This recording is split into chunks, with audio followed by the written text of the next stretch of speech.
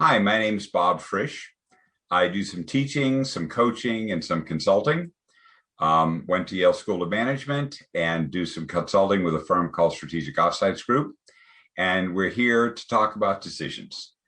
When people talk about sources of stress in their life, people talk about life cycle events, talk about economic uncertainty, obviously talk about COVID these days.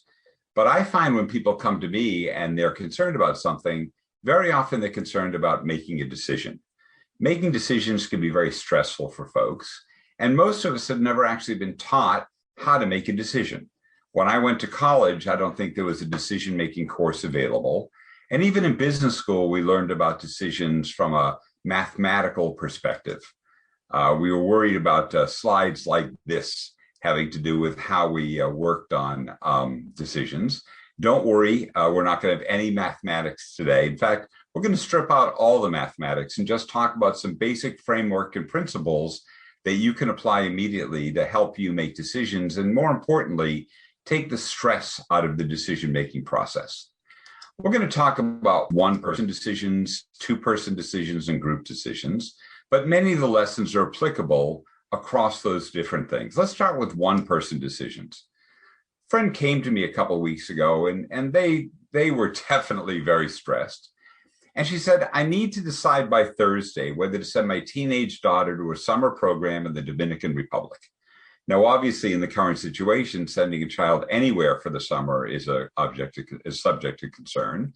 But this person was really fretting about, gee, with COVID, is it safe? Is it not safe? And I have a Thursday deadline. I really have to decide relatively quickly. So we had a little bit of dialogue, and I'd like to reproduce as best I can that dialogue for you now. It went sort of like this. When's the deadline? Thursday. What's happening Thursday? Well, the application deposit are due. Is it complicated? No, it's a one-page application. How much is the deposit? It's $100. And when's the balance due? Well, half's due July 1st, the rest by August 1st. If you walk away, if you make the deposit now and walk away, is there any consequences, any liability? No, just lose the $100 deposit. Are there any other programs you'd like? Well, actually, we're looking into them now. There's a lot of spaces and a lot of summer programs available right now for teenagers.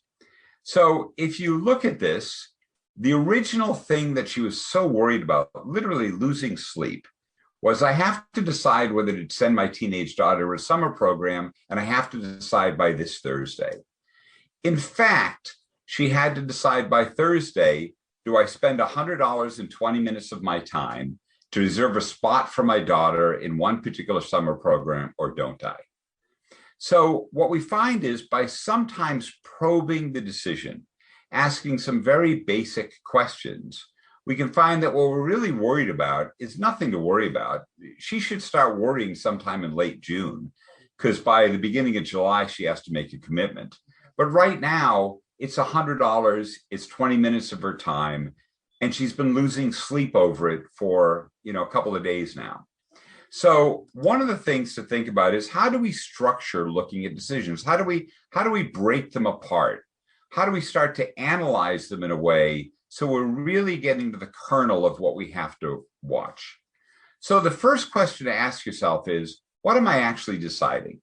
Am I deciding this week whether to send my daughter to the Dominican Republic for a month this summer? Or am I deciding, do I fill out an application and spend $100? What's the decision date? Sometimes people are worried, when's it due? Sometimes people are concerned they have a decision, but in fact, the decision is far off in the future. By the time July rolls around and the large check has to be written, we're going to know a lot more about COVID, about hospitalization rates, about transportation. We're going to have a lot more information to make a much better founded decision in July 1st than we have now. The question is it reversible? If I say yes or say no, or send in a check, can I get my money back? Am I committed? What actually am I committing myself to do? What's my obligation? And how hard is it to get out of the decision if I find I change my mind, I get new information, I get a better alternative? Is it reversible? Fourth question is, can I buy an option? Sample complete. Ready to continue?